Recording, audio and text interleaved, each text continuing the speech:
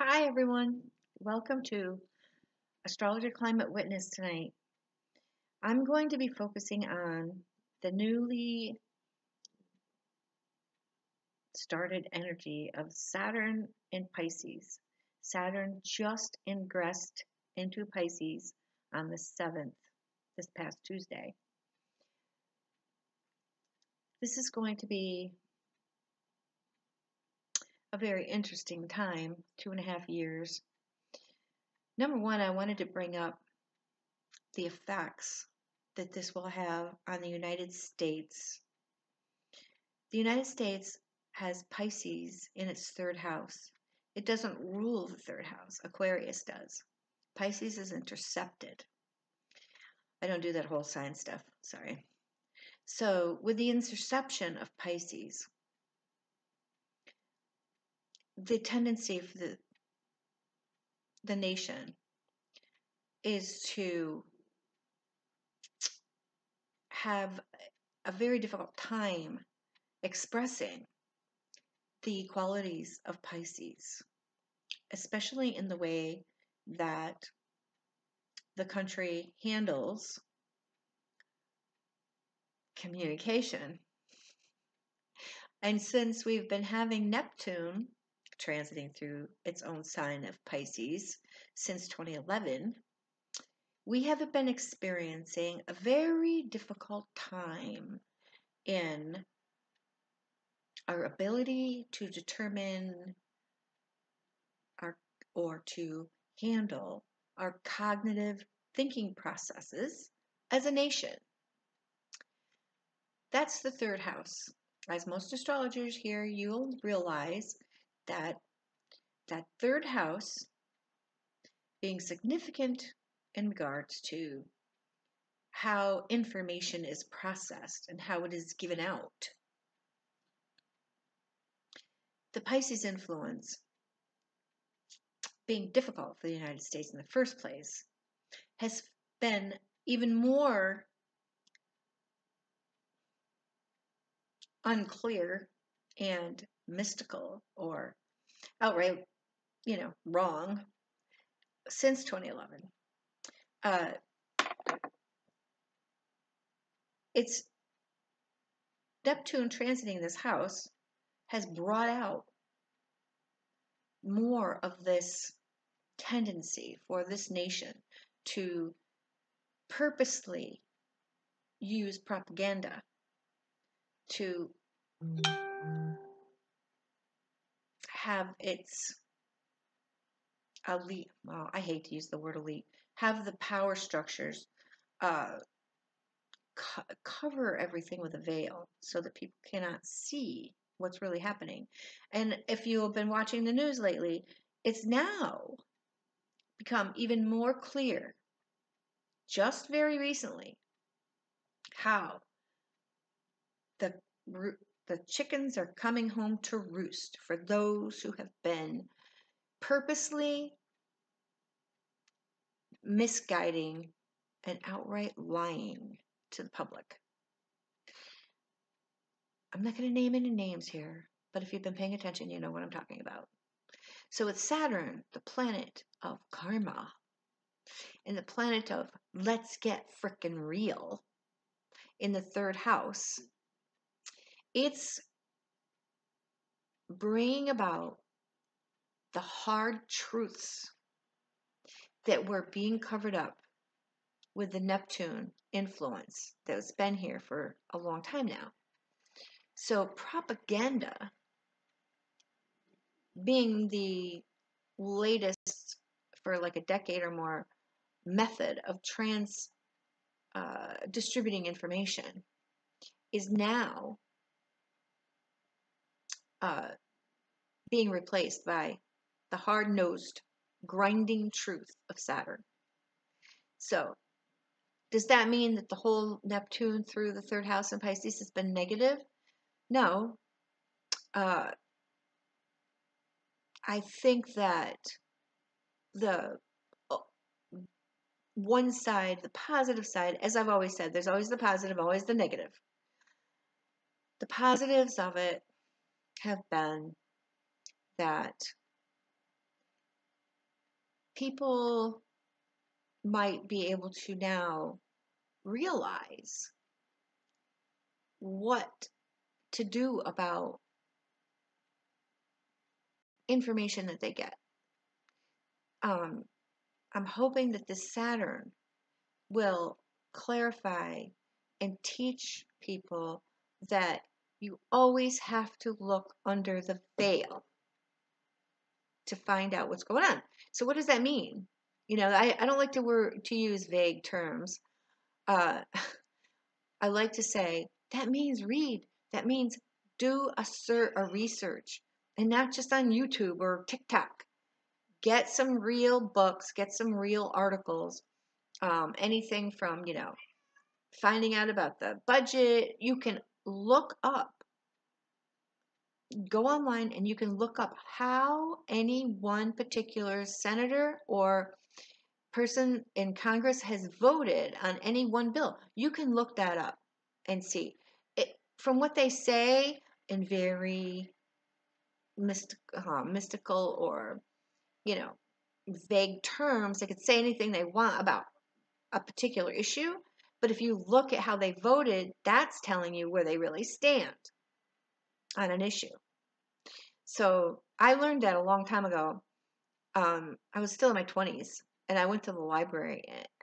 Somehow I had figured that out. I don't know. Somebody must have told me. And I remember looking that up, how certain senators and representatives in Congress had voted. I haven't done it in a long time. I did it, I don't know, maybe another 10 years ago or something. But you can do that. And I mean, I read a lot, so I can see how people vote. But if you're not sure, if you really want to know specifically how any one person voted, you can look it up. That'll tell you everything. Because what people say on television is completely different from what they do many times. So anyway, I got off on a little tangent there, sorry. But so we're going to cover a couple of things. I have a couple of poems from Walt Whitman, Leaves of Grass, that I want to read. And then I'm going to switch over to an article about our oceans. And the reason I'm covering the oceans is because Pisces rules our oceans. And the scientific article that I'm going to be reading will explain much of how our oceans function to keep us alive. Okay? So I'm going to start with this couple of poems here first. I just thought it was a nice touch. The first one, I think you'll get the drift about, how we worship our leaders, and maybe we shouldn't be doing that. Okay? Here we go. It's short. When I peruse the conquered fame of heroes and the victories of mighty generals, I do not envy the generals, nor the president in his presidency, nor the rich in his great house.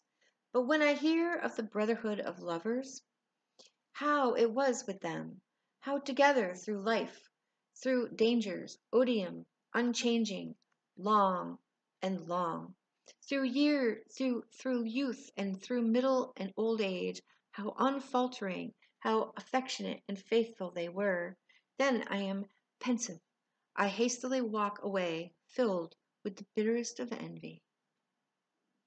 So he's saying, fame and being at the top and having power isn't all it's cracked up to be.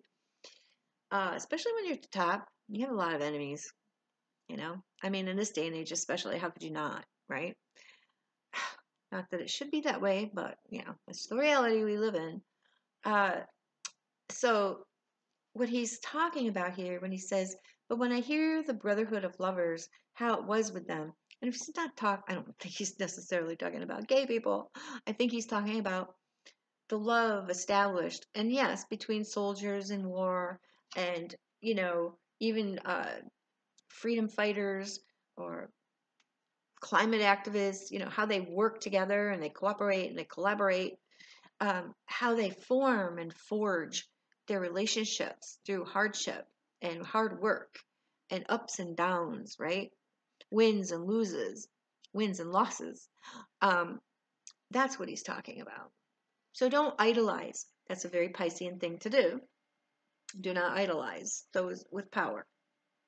Pay attention to your equal, which those people at the top should be, but, we have a tendency not to think of them that way. Okay, there's that one. Now I'm going to read page 70. Let's see. I like this one too. Okay. To the garden, the world. To the garden, the world, anew ascending. Potent mates, daughters, sons, preluding the love, the life of their bodies, meaning and being. Curious, here, behold my resurrection after slumber. The revolving cycles in their wide sweep having brought me again, amorous, mature, all beautiful to me, all wondrous, my limbs in the quivering fire that ever plays through them for reasons most wondrous. Existing, I peer and penetrate still, content with the present, content with the past. By my side or back of me, Eve following, or in front, and I following her just the same. So Walt Whitman, being that he's out there experiencing his solitude in nature, okay, talking about Eve following him or him following her, I think it's a reference to how he understands that man is at the mercy of nature.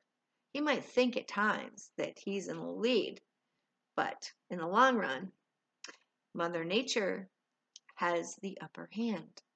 We are just another species. We need to stop being so arrogant.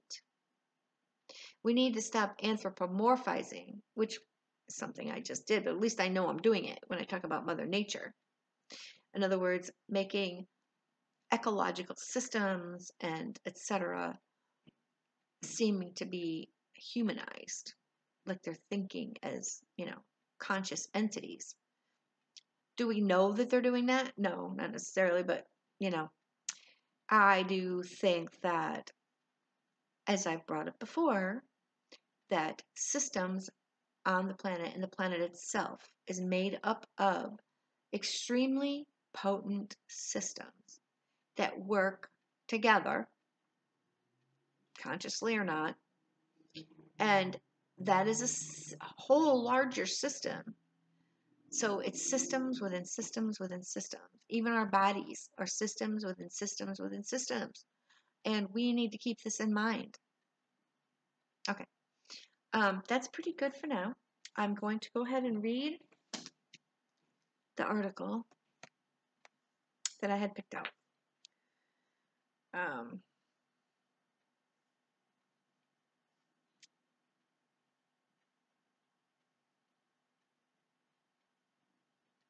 Again, this is going to be on the oceans, relating to the fact that Pisces rules the oceans. Pisces is the end of the cycle. It absorbs and represents symbolically everything.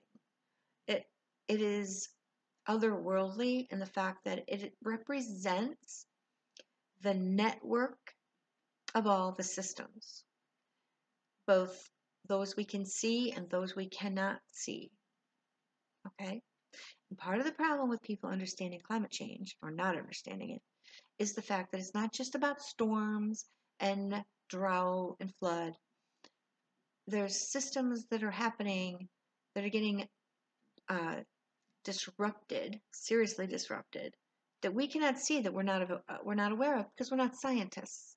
Okay, not everybody is a scientist, and people need to be aware that there are people who study this on a daily basis, and they do hard work to keep track of all of this. And if you're disrespecting that by not believing these experts who put in that time and effort to try to convey this serious catastrophe to us, then I don't know what to say. I mean, again, it's disrespectful to not listen to an expert, discuss what they know, and give their knowledge to you. So, all right, I'm going to start reading. When it comes to sucking up carbon emissions, quote, the ocean has been forgiving. That might not last. So, forgiving, that's very Piscean. So again, Saturn is going to make real what's been happening with our oceans. It's going to come home to roost. Our planet, oh, by the way, this was written March 25th, 2022. Okay, it's not too old. Yes, I know there was just a treaty passed to save 30% of the ocean. My point of reading this, which discusses CO2 absorbed from the atmosphere, is to show that they're not considering what they really need to consider by doing this treaty. Okay, they're going to change their commercial fishing habits or practices. They're going to change other aspects, tourism they talked about. I mean, really? Are you kidding me? The real negatives, well, a lot of them are real negatives, but one of the main negatives is the amount of CO2 that the ocean is absorbing. That's changing the ocean, and that's making things in the ocean completely disrupted. And the melting sea ice, which is adding fresh water to the oceans, which are supposed to be salty, saline. That's another whole issue. Okay, let me be quiet now and read this. Our planet would be unrecognizable without the ocean for myriad reasons, not least of which is the key role it plays in keeping our climate in check. A specific ocean layer, known as the twilight zone, can take a lot of the credit for making that happen. And you know what? I just realized the twilight zone. That's very Piscean, isn't it? Right? Okay. For all you astrologers out there. Carbon dioxide levels in our atmosphere would jump by nearly 50% without the many ecological services the twilight zone provides, according to the Woods Hole Oceanographic Institute based on Cape Cod in Massachusetts. Scientists at that research hub explored in a recent report what we already know about this complex marine ecosystem and the questions that remain, from housing the vast majority of marine fish by weight to facilitating the removal of up to 6 billion metric tons of carbon from the upper ocean every year. The twilight zone's daily operations help make life possible within and beyond its salty waters. And though this fact has long been true, we've taken it for granted as our climate has been changing. Some of the impacts we're experiencing during the climate crisis would be much worse if it weren't for the ocean as it normally operates, said Ken Bussler, a biochemist at Woods Hole who contributed to the report. Yet, in the face of indiscriminate fossil fuel use, I'm going to read that again. Yet, in the face of indiscriminate fossil fuel use, the planet is struggling to maintain its ecological order. Human-driven climate change is posing a major threat to the ocean's ability to regulate itself and, by extension, the global ecosystem. You cannot separate each piece. They are their separate systems, but they work together as a whole. Pisces. You can think of the ocean like a gradient. Sunlight illuminates a small stretch of the surface, then filters down until it completely disappears at the ocean's pitch dark depths, around 1,000 meters below. Separating these two extremes is a massive, shadowy, midway section that teems with life. Bussler thinks of this twilight zone, also called the mesopelagic zone, from the Greek words for middle and open sea, like a gatekeeper between the surface and the deep. It facilitates the transfer of some of the carbon that started out in our atmosphere down to the bottom of the ocean, where it can stay sequestered for hundreds to thousands of years. But a warmer, more acidic ocean does us no favors when it comes to maintaining its role as one of the biggest carbon sinks on our planet. The ocean stores 50 times more carbon than the atmosphere, and 20 times more than the land plants and soil combined, said Bossler. Okay, let me read that again. The ocean stores 50 times more carbon than the atmosphere. So whatever's in the atmosphere, the ocean is storing 50 times more than that. And 20 times more than the land plants and soil combined. So the trees that we depend on, the ocean absorbs 20 times more than trees and soil. If these climate trends persist, it's not clear where its title as carbon champion will be sustainable. In addition to studying how the ocean takes in carbon and how those processes are at risk, there's another alluring existential question. Can humans intentionally alter the ocean to be even more efficient at soaking up carbon dioxide in order to stave off ecological catastrophe? Here's a look at exactly how the ocean helps us to get rid of excess carbon. The way its system already is shifting due to climate change and researchers' biggest hopes and fears looking to an uncertain future when it comes to our own carbon emissions. The dance that keeps carbon in check. Where the sun shines at the surface of the water, microscopic plants called phytoplankton and algae are happily soaking up those rays and taking in carbon dioxide while they photosynthesize. In exchange for that CO2, these largely invisible organisms, remember, invisible, produce around half the oxygen we land dwellers breathe. Okay, not just trees, but these little organisms provide half of the oxygen we breathe. Then, when the sun goes down, the countless fish and other sea creatures that dwell in the midwaters embark on a long journey, traveling up hundreds of meters to feed on those tasty aquatic plants and each other under the cover of darkness. As they eat, they consume some of the carbon that those tiny plants absorbed from the atmosphere. At sunrise, the creatures make their way back to the twilight zone to hide from predators until repeating the process the next evening.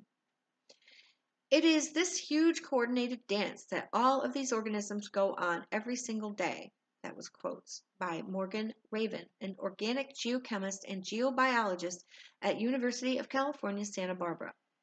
It's happening on timescales we could observe with our eyes, but it's invisible to most of us.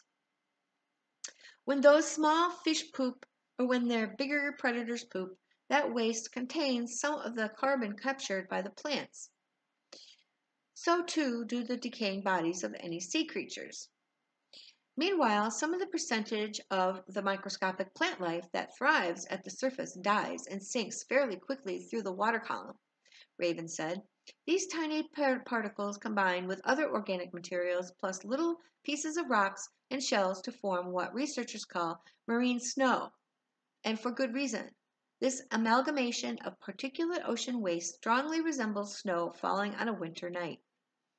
All of this matter has the chance of reaching the deep ocean, where it can stay out of the atmosphere, fueled by plain old gravity.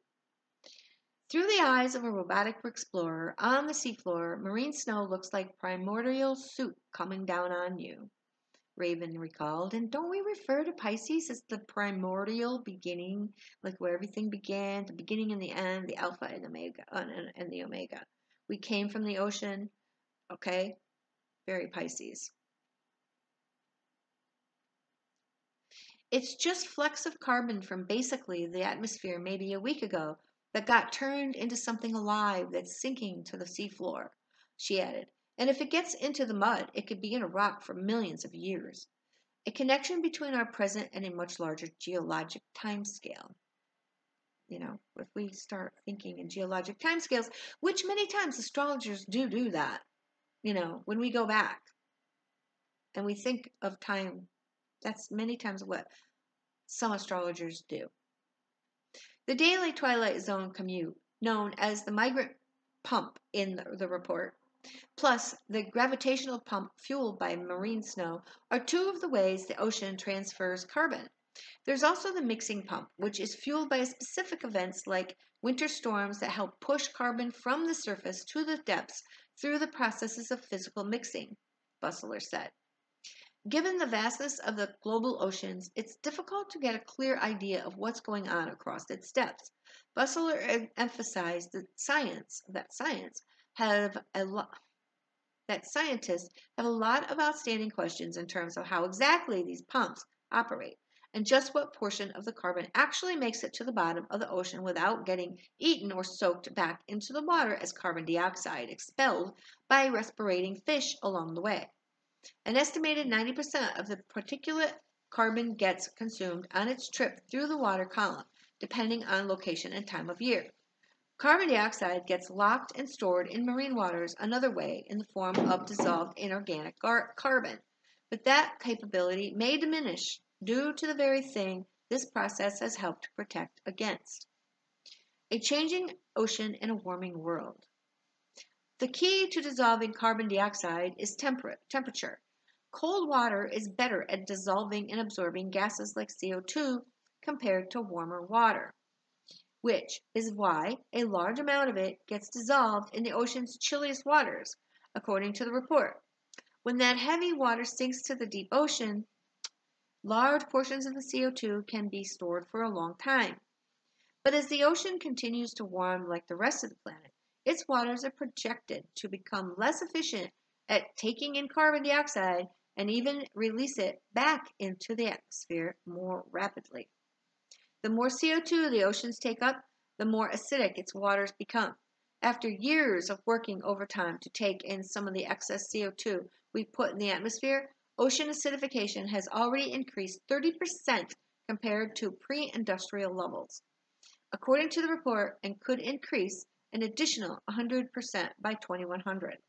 High acid environments are bad news for marine life like corals, clams, mussels that build shells out of calcium carbonate. A lower pH in the ocean makes their shells more difficult to grow, more vulnerable to breaking, and extreme conditions at risk of dissolving faster than they grow. Researchers are working to answer how warming and acidification affect the biological carbon pump. Raven said that changing ocean chemistry will inevitably influence who's thriving and who's struggling in the marine ecosystem, which could affect which creatures are making the journey through the water column or eating marine snow falling to the deep. The report also warns that commercial fishing of the twilight zone without proper management and examination of environmental impacts could, in quotes, have a substantial impact on the marine carbon cycle. We've kind of had it relatively good for a while here in that the ocean has been forgiving. Pisces. It's been soaking up more in the past than it will be able to in the future, Raven said. We're basically filling it up with CO2, doing more than curbing our emissions. Okay, that's kind of an important line. Researchers have a lot more to learn about the twilight zone, and certain developments could offer them more flexibility and opportunity. The rise of robotic, autonomous marine explorers means that scientists like Bustler no longer have to go on a ship for 30-day missions in order to gather data, he noted. But the process of scouting the midwaters is still complicated, requiring a huge variation in sampling in terms of depth, location, and time of year. Researchers also need to establish a baseline of how the twilight zone works, but how do you do that while it's actively changing as the planet warms? We're trying to figure out what it would have looked like before all these changes, at the same time that we're just even trying to figure out how to monitor or observe it at all, Raven said. Across the globe, scientists are also studying how to remove more CO2 from the atmosphere by harnessing the power of the ocean's carbon pumps. These interventions range from distributing nutrients to support more plant growth at the surface to physically injecting CO2 into the twilight zone or the seabed. The idea of humans intervening in ecological processes to address the problem, one that we've created, is controversial, raising concern over the potential for unseen consequences. But Bustler argues that while emissions reductions is crucial to addressing climate change, it won't be enough to limit warming to a key 1.5 degrees Celsius above pre-industrial levels. Actually, there's been a lot of scientists now over the past, month or whatever, or a little more. They say we're going to blow past 1.5. Forget it. This, like I said, was written a year ago, so forget it. We're not going to make 1.5 above. We're going to go past it. You're not going to limit warming unless you can also increase storage somewhere on land or in the ocean. And here's this ocean that already is moving billions of tons of carbon, Bustler said. Why can't we change that? I think he's got a little hopium going on there. I mean, to some degree, maybe his idea is better than most, but determining how and where these carbon removal technologies work best, as well as any risks they pose and how to protect the ocean in the meantime, will require steady funding and international cooperation. You know, steady funding. They're always coming up with it, how it's going to cost money. Well, okay, maybe some. But you know what? All you got to do is stop doing shit. I'm sorry. Just stop doing it. If you want to put in less CO2, stop running diesel ships on the oceans. I mean, oh my God. If you could, I got to look it up and say number. How many diesel ships are on the ocean every single day, spewing CO2 over top of it? I mean, come on, really? Okay. The twilight zone is one of the several facets of the marine ecosystem that's invaluable to all life on Earth, and researchers say we need to do everything we can to preserve it. But industrialization itself is a kind of multi-century global human experiment, and we're watching its consequences play out right now. Preventing the worst outcomes while conserving natural ecosystems in the ocean and beyond will require multifaceted action on the part of humans, some of which might have sounded like science fiction decades ago. It's not like an alternative. It's not like there's an alternative, which is to sit back and do no harm, Raven said. That door has closed. And what they're getting at there is, you know, anything we do like renewables to reduce emissions, that's not enough because there's so much CO2 everywhere. They want to take it out of the atmosphere. They want to take it out of the ocean. I mean, it's just pathetic. You know, that's one of the negatives that we're looking at. So, I think that people don't have a clue.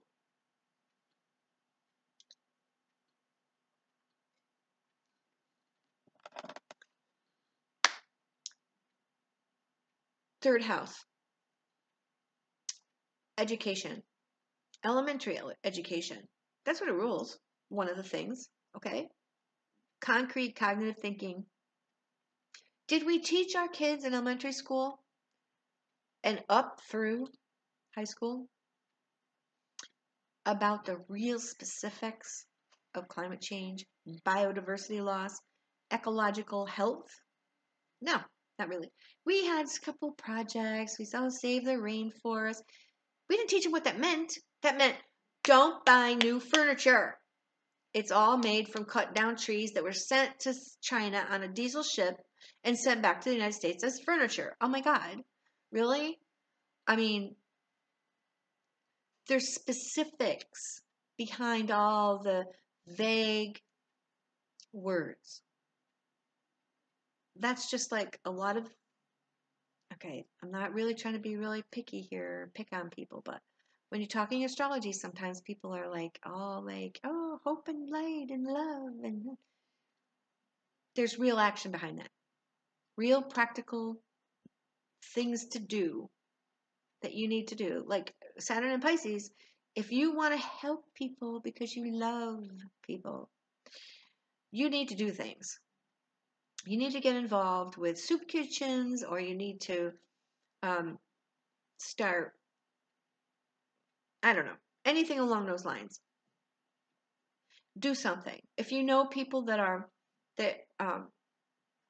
in your life that have been on drugs, do something really practical to help them.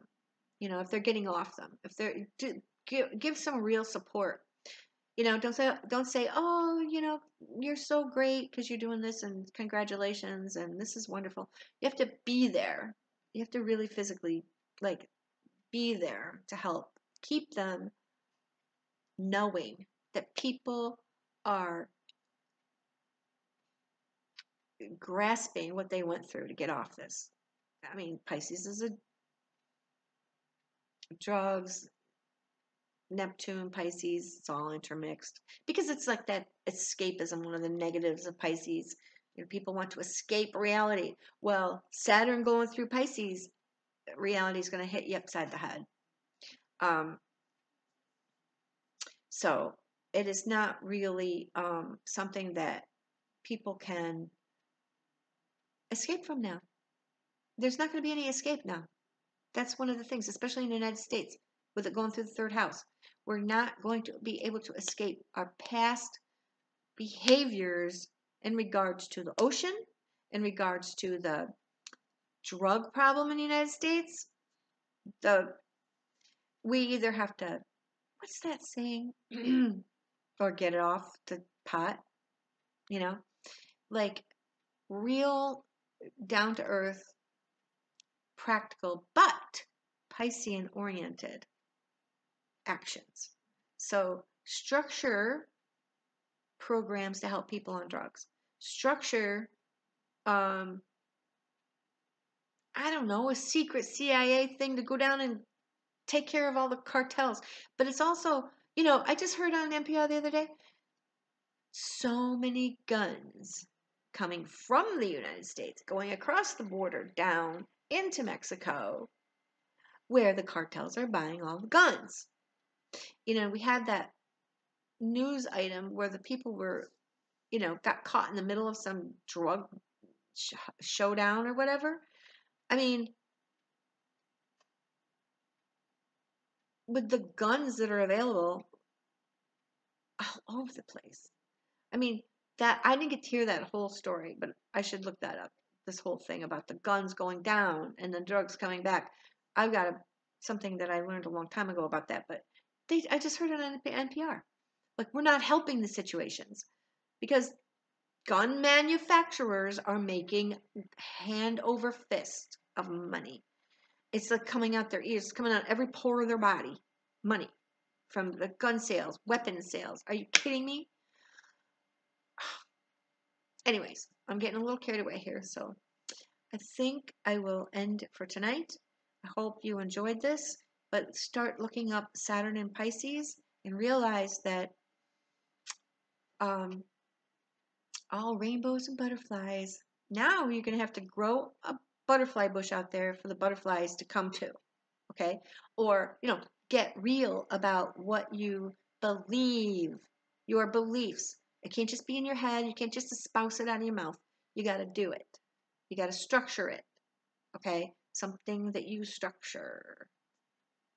It could be writing even. If you're good at writing and you could think you can really write, then do that. You might want to do a couple of other little practical things too. But, okay, I'm done. Anyways, thank you for coming to Astrologer Climate Witness, and hopefully I'll get back here soon. Bye now.